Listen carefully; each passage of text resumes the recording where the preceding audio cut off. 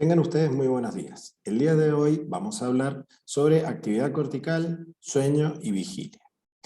Para comenzar, hablando de esta función superior, lo que haremos es proponer cuáles van a ser los temas, ¿sí?, a tratar en esta charla. Hablaremos sobre la clasificación y fases del sueño.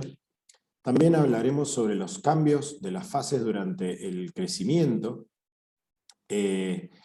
el sistema encargado de la alerta y la vigilia, es decir, el sistema reticular activador ascendente, el hipotálamo y también la participación del tronco cerebral. ¿Cuál es el sistema encargado del sueño? Es decir, su participación a nivel hipotalámico, ¿sí?, los ganglios cervicales superiores y la glándula pineal, principalmente. ¿Cuáles van a ser las vías encargadas de liberar ciertos neurotransmisores que van a participar en este ciclo? Veremos cuáles son los cambios ocurridos durante el sueño y su registro en el electroencefalograma, y también hablaremos un poco sobre aquellas funciones que han sido atribuidas a el sueño. Para comenzar entonces, vamos a hablar o definir qué es el sueño. Es el estado de inconsciencia del que se puede salir al despertar mediante distintos estímulos, lo que lo diferencia de una situación de coma, ¿sí? Dentro de lo que es la clasificación, se habla de que hay dos tipos de sueño, ¿sí? El sueño de tipo de ondas lentas, o no REM, que en realidad ocupa el 75% del tiempo de descanso de una persona normalmente. Es lo que se considera el sueño reparador. Presenta un tono simpático disminuido, lo cual hace que se acompañe de una disminución de la tensión arterial y la frecuencia respiratoria, con una disminución en la tasa metabólica del 20%. El tono muscular y los reflejos están conservados durante esta etapa. Hay una miosis pupilar, determinada por un tono parasimpático disminuido. Hay sueños sin consolidación en la memoria, ¿sí? Aquí hay un proceso de ensoñación, pero que la persona lo presenta o lo vive, ¿sí?, de una forma menos significativa que el sueño que ocurre durante la otra fase, que es la de los movimientos oculares rápidos o paradójicos, que ocupa el 25% del tiempo de descanso de una persona normalmente. Esta fase tiene movimientos musculares irregulares, sueños consolidados, porque justamente los sueños pasan a través del proceso de la memoria, ¿sí? Entonces una persona puede recordar que soñó en la noche anterior, ¿sí? Ya vamos a ver aquellos mecanismos relacionados a memoria en la charla de funciones superiores. Tienen un tono muscular deprimido la persona durante este momento, excepto el diafragma y los músculos del oído medio. Presentan una frecuencia cardíaca y respiratoria irregular. Tiene una regulación térmica ineficaz en esta etapa, y es donde una persona puede sentir frío porque depende principalmente de lo que ocurre en el medio ambiente, es decir, que toma un rol importante la poiquilotermia. Tiene un metabolismo basal aumentado, casi semejante a lo que presenta durante la vigilia o la actividad. Hay un aumento del tono parasimpático, por lo cual la miosis es mayor, y hay procesos en el hombre de erección y también de aumento de la circulación a nivel del clítoris en la mujer. Hay elevada actividad cerebral y un umbral a estímulos externos aumentado, ¿sí? Entonces, estas son las características centrales de cada uno de estas fases de sueño, ¿sí? Que vamos a ver a continuación, que además de dividirlo en fase REM y no REM, también podemos dividirlo en 4 fases a lo que es el sueño no REM. En alguna bibliografía también van a ver que se los puede dividir en 3 estadios, donde se agrupa la fase 3 y 4, pero vamos a utilizar esta clasificación a modo de ejemplificación. La primera fase, que es la fase donde la persona va a comenzar la etapa de dormir, dura pocos minutos, corresponde con el grado más ligero del sueño. La actividad fisiológica va disminuyendo, ¿sí?, con una caída gradual de todas las constantes vitales normalmente. La persona se puede despertar fácilmente, y esta persona, cuando se despierta, puede sentir que ha estado soñando despierta, ¿sí? Durante la fase 2, que es ya una fase de sueño más consolidada, dura de 10 a 20 minutos y es un periodo de sueño más profundo, con una relajación un poco más progresiva, pero todavía la persona puede despertarse con relativa facilidad. Luego las fases 3 y 4, que son las que les comentaba que pueden ser agrupadas, duran entre 15 y 30 minutos cada una. Implica la fase 3 una etapa inicial de sueño profundo, donde los músculos están completamente relajados y las constantes betales descienden, aunque pueden estar todavía regulares, ¿sí? La fase no REM ya se diferencia de esta fase REM, es que esta etapa es la que puede llegar a ocupar la mayor parte de la noche si la persona se encuentra con falta de sueño, ¿sí? Pero aquí las constantes vitales están significativamente bajas, ¿sí? A diferencia de lo que era la fase 3, y pueden aparecer situaciones de sonambulismo, enuresis, ¿sí? Y es muy difícil despertar a este paciente. Este paciente está profundamente dormido. La fase de sueño REM, en cambio, ya es una fase con mayor actividad cerebral, ¿sí? Mayor actividad cortical. Empieza alrededor de los 90 minutos después de haberse quedado dormido, es decir, después que comenzó todo este ciclo, y puede tener lugar sueños vívidos, ¿sí? Con situaciones inclusive de alucinaciones, ¿sí? Se caracteriza por el movimiento rápido de los ojos, una frecuencia cardíaca y respiratoria fluctuante y en aumento, con también incremento de las secreciones gástricas y pérdida del tono musculoesquelético, y aquí también resulta difícil despertar a la persona. Entonces, la característica de todas estas fases es que una persona normalmente, cuando empieza a dormir, no cuando ya lleva un tiempo prolongado a lo largo de la noche durmiendo, pase por la fase 1, 2, 3, 4, vuelve a la fase 3, 2, y ahí es donde ocurre la fase de sueño REM. ¿Sí? No es que pasa de la fase 1 a 4 y de la 4 a REM, sino que va haciendo una escalera ascendente y descendente hasta volver a la fase de sueño REM. Ya vamos a ver en la próxima diapositiva un ejemplo de esto. Lo que les comentaba es que las características que ocurren durante estas fases de sueño es que también van cambiando a lo largo de la vida.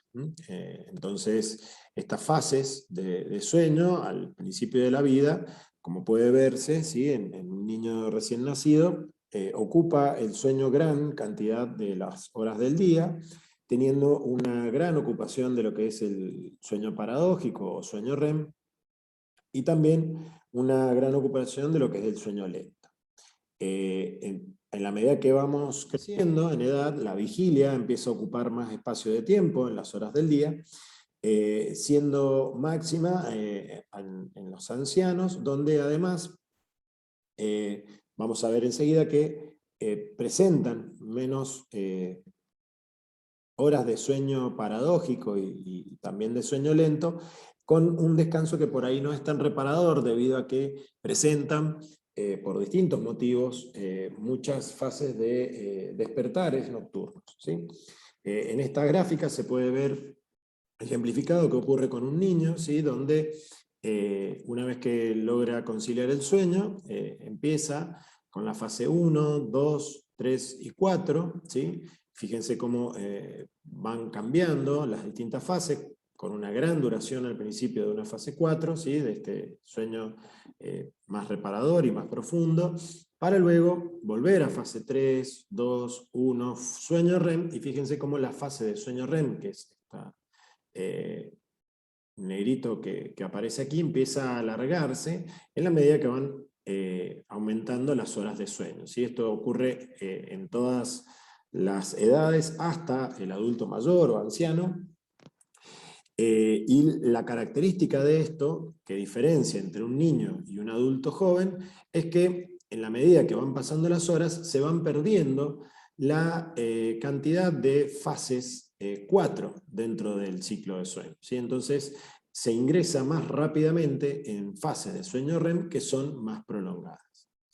En el adulto mayor o anciano, fíjense que la característica es que, además de no tener la fase 4, es decir, esta última fase de sueño más profundo, se van reemplazando las fases 3 de sueño un poco más profundo por entradas directamente en fase 2, 1, sueño REM o despertares. ¿Sí? Estos picos que se muestran en estas gráficas, en realidad lo que están evidenciando es la vigilia. ¿Sí? Entonces fíjense cómo el paciente adulto mayor tiene en realidad mayor cantidad de despertares nocturnos que hacen que también esta persona descanse menos y duerma menos horas. ¿Sí?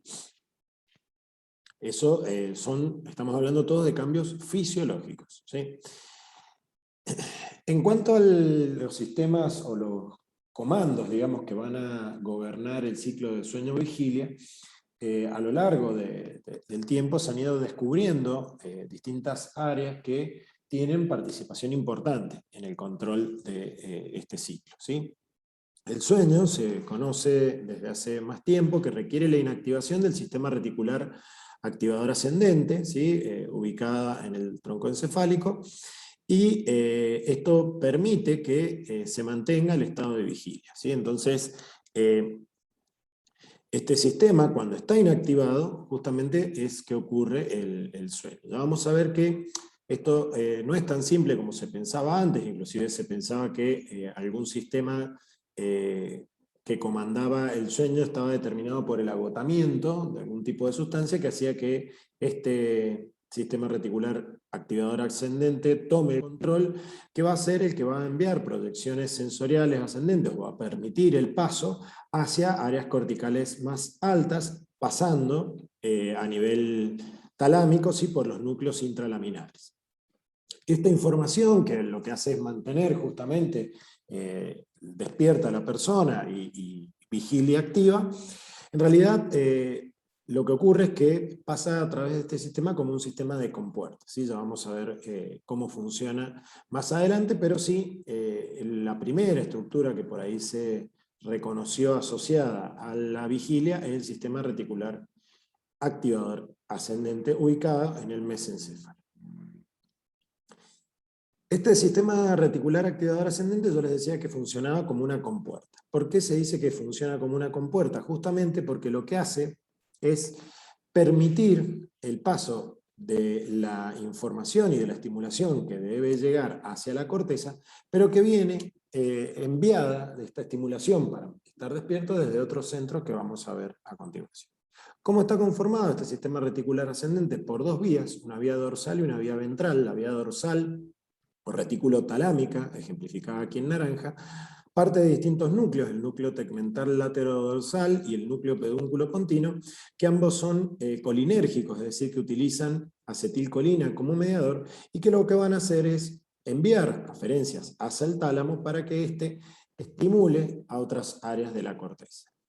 Por otro lado, la vía ventral o el retículo hipotalámica participan mayor cantidad de núcleos con distintos mediadores, ¿sí? Que son importantes porque también van a ser mediadores activadores. ¿Sí? Entonces, fíjense que el locus coeruleus, a través de la noradrenalina, ¿sí? Produce también la estimulación de distintas áreas corticales, también enviando información de retroalimentación hacia el tálamo, al igual que lo que ocurre en los núcleos del RAFE con la producción de serotonina, la sustancia gris periacueductal con la producción de dopamina, núcleos tuberomamilares con la producción de histamina, el núcleo basal de Maynard, ¿sí? Con la producción de acetilcolina y GABA, y también el área hipotalámica lateral con la producción de orexina y MSH. ¿Sí? Estas hormonas y distintos neurotransmisores van entonces a producir la estimulación de todas estas áreas corticales y van a justamente entonces permitir el paso de información, ¿sí? Que debe llegar hacia las distintas zonas para producir la estimulación justamente y la vigilia. ¿Sí? Recordemos que entonces la vigilia va a depender de la actividad hipotalámica posterior y de estos núcleos. ¿Sí? Estos núcleos justamente, ¿sí? Que estábamos comentando recién, son los que están ejemplificados en esta gráfica central, ¿sí? Donde estos núcleos conforman junto al hipotálamo posterior el sistema de despertar del tronco cerebral, ¿sí? Que sería lo relacionado a el núcleo pedúnculo pontino colinérgico, el locus coeruleus noradrenérgico, el núcleo de RAFE serotoninérgico y los núcleos tegmentales dopaminérgicos, como dijimos recién, ¿sí? Mediante la modulación de distintos sistemas retículo-tálamo-corticales, ¿sí? Es decir, la formación reticulada mesencefálica y los núcleos intralaminares talámicos, todas estas estructuras generan una actividad de vigilia en la corteza, ¿sí? Es por esto que tanto la formación reticulada como los núcleos intralaminares en realidad se los consideran como un sistema de compuerta, ¿sí? A través de estas compuertas o de este sistema, el despertar todos los núcleos troncales y el hipotálamo posterior logran los efectos conductuales sobre la corteza cerebral. Entonces es importante entender que el despertar representa la modulación de distintos sistemas tálamo-corticales por parte del hipotálamo posterior y de los núcleos troncales, ¿sí? Y la formación justamente entonces la función de la formación reticular y de los núcleos talámicos e intralaminares sería entonces de compuertas para facilitar la actividad cortical y no el despertar en sí mismo, ¿sí? El despertar en sí mismo va a estar entonces gobernado por el núcleo tuberomamilar, ¿sí? Los núcleos del RAFE, el locus coeruleus y los núcleos colinérgicos de la unión mesencéfalo-pontina. Estos núcleos son los que comandan justamente y que permiten que se abra la compuerta de la formación reticular para que lleguen todos los estímulos provenientes del ambiente, de nuestro sistema sensitivo y demás, hacia la corteza, ¿sí?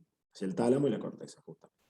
Aquí en esta tabla puede verse el resumen de los mecanismos celulares que regulan el sueño y la vigilia, simplemente como para comparar qué mediadores están más activos, ¿sí? O más activamente liberados justamente en la vigilia, como decíamos recién, los núcleos colinérgicos, el locus coeruleus, el núcleo del RAFE y los núcleos tuberomamilares para liberar orexina, serotonina, adrenalina y acetilcolina, ¿sí? Estos están todos activos durante la vigilia.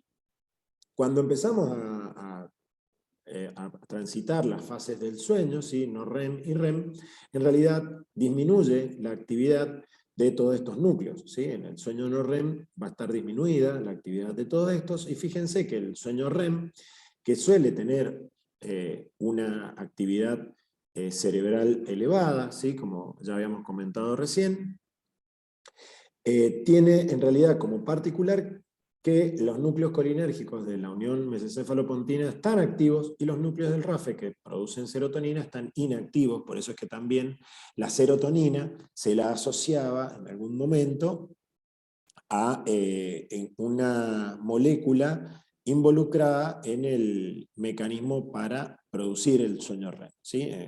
Aquí la característica es que se inactiva, a diferencia de lo que pasaba en la situación de vigilia, donde la serotonina se encuentra activa, ¿sí? Además, como se puede ver en esta gráfica que está acá en la parte superior, dentro de las fases de REM o no REM, ¿sí? REM on o REM off que se denominan, hay participación de distintos mediadores en distintos tiempos sobre distintas áreas, ¿sí? Como sería la sustancia gris periacueductal ventrolateral y el segmento lateral protuberancial, que gobiernan la fase de REM off, ¿sí? Es decir, de apagado del sueño REM, donde hay distintos mediadores que van a estimular y otros que van a inhibir, ¿sí? Los que van a estimular, por ejemplo, van a ser la orexina, ¿sí? O también otros mediadores como la adrenalina, mientras que hay algunas sustancias que van a inhibir esto, como pueden ser la acetilcolina, o aquellos producidos en el hipotálamo, en el núcleo preóptico ventrolateral, ¿sí? A través de GABA y galanina, que son también sustancias inhibidoras. Estas sustancias tienen la importancia, ¿sí? De que el núcleo en realidad lo que hace, ¿sí? Este núcleo preóptico ventrolateral del hipotálamo, lo que hace es regular la actividad de vigilia, ¿sí? Entonces aquí tenemos un núcleo importante, ¿sí? Perteneciente al área ventrolateral del hipotálamo, que lo que hace es ser un centro del sueño, ¿sí? Inhibir la acción principalmente de las áreas del hipotálamo involucradas en la vigilia, o el núcleo tuberomamilar, y también los núcleos del tronco encefálico, a través de la liberación de GABA y galanina. Asimismo, el mismo hipotálamo, ¿sí?, tiene algunas neuronas que secretan orexina, y que la orexina justamente es estimulador de la vigilia. Entonces fíjense cómo dentro de la misma estructura de los núcleos que tienen el comando de la alternancia para generar el ciclo de sueño-vigilia, hay algunos centros y sustancias que producen sustancias estimuladoras y otras inhibidoras. Entonces hay una fina regulación central, ¿sí?, de este ciclo en estructuras que están localizadas muy cercanas.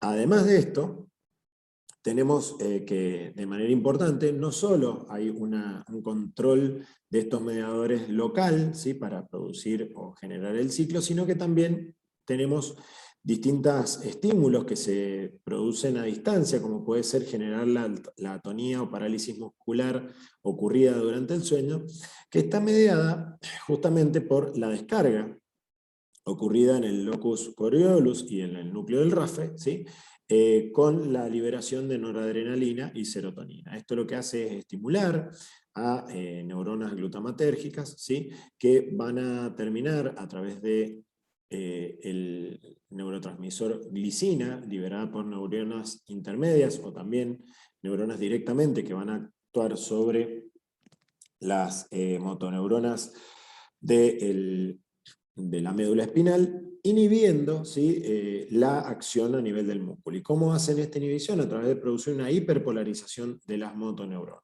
¿sí? Entonces, los estímulos que puedan llegar a la médula espinal para producir la contracción muscular se van a ver inhibidos, y es por esto que muchas veces durante la fase de sueño REM, que uno tiene la sensación, a través de un sueño vívido, de que tiene movilidad muscular, en realidad no está pudiendo mover ningún músculo, ¿sí?, del cuerpo, ya que hay una pérdida total o una inactivación que procede de los centros superiores. En cuanto a otra característica importante que vamos a hablar ahora es justamente de los núcleos del sueño. Habíamos dicho que dentro de lo que son los núcleos del sueño tenemos la participación del núcleo preóptico ventrolateral del hipotálamo, ¿sí?, con la liberación de GABA justamente y galanina, ¿sí? Entonces, el GABA lo que va a hacer, ¿sí?, el ácido gamma aminobutírico, es la inhibición del hipotálamo posterior, ¿sí?, y de las estructuras del despertar, ¿sí?, como habíamos comentado recién, y eso a su vez va a inhibir, ¿sí?, los núcleos talámicos de la actividad, ¿sí?, sincrónica del tálamo cortical, y eso, esos cambios, digamos, a nivel neuronal, que van a ir produciéndose para generar el estímulo del sueño, uno los puede registrar a través de un electroencefalograma, ¿sí? Entonces, estas descargas neuronales que van a haber a nivel de la corteza, uno los puede registrar a través de electrodos que se conectan en el cráneo, ¿sí?, colocando un casco, y estos electrodos lo que van a hacer es registrar justamente los potenciales que se van a generar en las neuronas. Hay que tener en cuenta que tiene que haber una gran descarga de potenciales, principalmente de las células piramidales, y que esté coordinada para poder registrarlo porque tienen muy bajo potencial, ¿sí? Cuando una persona está despierta y activa, presenta este tipo de célula, de señal, donde observamos un bajo voltaje y alta frecuencia, ¿sí? En cambio, cuando una persona, por ejemplo, tiene un estado de relajación con los ojos cerrados, podemos observar ondas de tipo alfa, ¿sí?, que son de baja frecuencia y alto voltaje. Hay otro tipo de ondas que vamos a ver más adelante en qué fase del ciclo se pueden observar, que son las ondas delta, ¿sí?, que son las ondas de sueño lentas, ¿sí?, denominadas así porque tienen alto voltaje también y menor frecuencia todavía que las que se ven en el proceso de relajación con ojos cerrados, ¿sí?, que es el alfa. Fíjense cómo en situaciones de ojos cerrados u ojos abiertos, hay un intercambio, ¿sí?, en la actividad. Cuando estamos en relajación con ojos cerrados, se producen las ondas alfas y al abrir los ojos se produce una desincronización alfa-beta, ¿sí?, que es el cambio de onda alfa por onda beta, justamente porque en realidad al tener los ojos abiertos hay mayor cantidad de aferencias, ¿sí?, y de información que es procesada por nuestro cerebro, y entonces la onda se vuelve más pequeña, pero justamente porque se sincronizan las actividades, ¿sí? Aquí se ve nuevamente la gráfica que habíamos visto anteriormente sobre las distintas fases del sueño que nos son de utilidad para recordar, ¿sí?, cuestiones que vamos a ver enseguida relacionadas al electroencefalograma y el estudio del sueño. Además de estos centros que acabamos de hablar y tener en cuenta como las estructuras involucradas justamente en que se produzca el despertar y el sueño, hay algo muy importante que es que tenemos nosotros normalmente actuando, ¿sí?, las 24 horas del día, un generador de ritmo circadiano, es decir, un generador de ciclos, ¿sí?, de 24 o 25 horas, ubicado también en el hipotálamo, en el núcleo supraquiasmático, ¿sí? Este núcleo supraquiasmático tiene la particularidad de que recibe aferencias desde el ojo, ¿sí?, entonces desde la retina. Entonces va a captar estímulos de presencia o ausencia de luz, ¿sí? Esta presencia o ausencia de luz lo que va a hacer es sincronizar al núcleo supraquiasmático. ¿Por qué digo sintonizar y no generar el ciclo? Porque en realidad las neuronas del núcleo supraquiasmático tienen descarga automática, ¿sí? Y esa descarga automática se da cada 24 o 25 horas. Entonces, ¿de qué sirve tener el estímulo de la luz?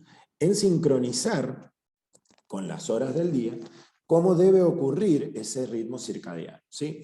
Por eso es que ocurre ante la situación de un viaje largo, principalmente de este a oeste o de oeste a este, una situación denominada jet lag, en la cual se pierde el ritmo circadiano por pasar más de X cantidad de horas, ¿sí?, o en un ciclo muy largo de oscuridad o en un ciclo de luz muy largo. Eso entonces lo que requiere es varios días, ¿sí?, para que nuevamente ese ciclo o generador de ritmo circadiano se acople al estímulo lumínico. Entonces, lo que podemos decir de estas neuronas del núcleo supraquiasmático es que por distintos mecanismos moleculares, ¿sí?, van a inducir la transcripción de algunos genes y también la síntesis de proteínas, ¿sí?, que van a producir justamente estímulos llevados al ganglio cervical superior. Estos estímulos que son llevados al ganglio cervical superior producen la descarga, ¿sí?, o no, de este ganglio, y recordemos que el ganglio cervical superior pertenece al sistema nervioso simpático y por tanto su descarga eferente va a ser de noradrenalina. ¿Y dónde descarga este ganglio cervical superior? El ganglio cervical superior envía sus eferencias a la glándula pineal. La glándula pineal tiene la importancia de que los pinealocitos fabrican melatonina. La melatonina es una hormona que se produce justamente en los pinealocitos, ¿sí?, por el estímulo, ¿sí?, desencadenado por la presencia de adrenalina, y la melatonina lo que va a hacer es ajustar justamente el ritmo circadiano. Entonces muchas veces una forma de, inclusive natural, de producir una acomodación de los ciclos de sueño-vigilia es utilizar melatonina, ¿sí?, como sustancia farmacológica para producir una acomodación del sueño, ¿sí?, acomodación del ritmo. No es que produzca la melatonina una estimulación del sueño, sino que lo que hace es acomodar el ritmo. Muchas veces, cuestión que ha pasado durante la pandemia por COVID-19, las personas, como estaban mucho tiempo encerradas en sus casas, perdían un poco de esta regulación, más también el estímulo por ahí de la pérdida de tener que, la rutina, digamos, de tener que ir al trabajo, moverse buscar los chicos al colegio y demás, hace que uno vaya perdiendo la sincronización y entonces la melatonina ha ayudado a muchas personas para volver a acomodar este ciclo. Entonces recordar que estos estímulos externos no generan el ciclo, sino que lo sincronizan, ¿sí? El que se encarga de generar el ciclo es el núcleo supraquiasmático, que va a actuar o no para regular la actividad de los sistemas relacionados al sueño y la vigilia que hablamos recién. En cuanto a lo que es el electroencefalograma, es un estudio que permite, a través de la colocación de electrodos en el cráneo, hacer la lectura de la actividad neuronal, ¿sí? Entonces, durante las fases del sueño, uno puede ir caracterizando distintas ondas que deben aparecer normalmente. ¿Cuáles son las ondas que normalmente deben aparecer? Las ondas alfa, que son de predominio occipital, las vamos a ver que ocurren en una persona con una vigilia tranquila, como decíamos recién, una persona en reposo, sentada con los ojos cerrados, ¿sí? Otra onda que se puede observar son las ondas beta. Las ondas beta son de predominio frontal y parietal, y estas ondas las vamos a ver cuando una persona se encuentra en vigilia, en estado de alerta, principalmente, o también cuando una persona se encuentra en la fase de sueño REM. Por otro lado, las ondas tita, ¿sí? Son normales en adultos dormidos y en niños, y esas ondas las vamos a ver principalmente en las fases 2 y 3 del sueño.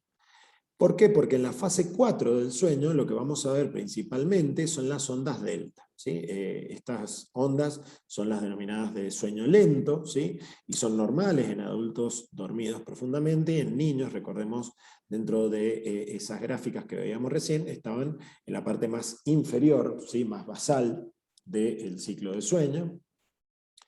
Y cada una de estas ondas tiene algunas particularidades, como pueden ser las ondas de uso del sueño, que son estas ondas que se pueden ver aquí en la fase 1, ¿sí?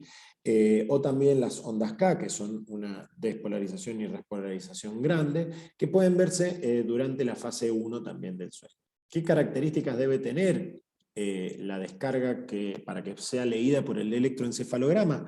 Que deben estar próximas a los electrodos de registro, lógicamente, deben estar funcional y anatómicamente polarizadas, deben estar dispuestas en paralelo y deben ser capaces de generar potenciales de acción de manera sincronizada. ¿Sí? Estos potenciales que van a generar las neuronas, principalmente, como habíamos dicho, las piramidales, tienen que coincidir para poder leer, ¿sí? O captar esa señal eléctrica.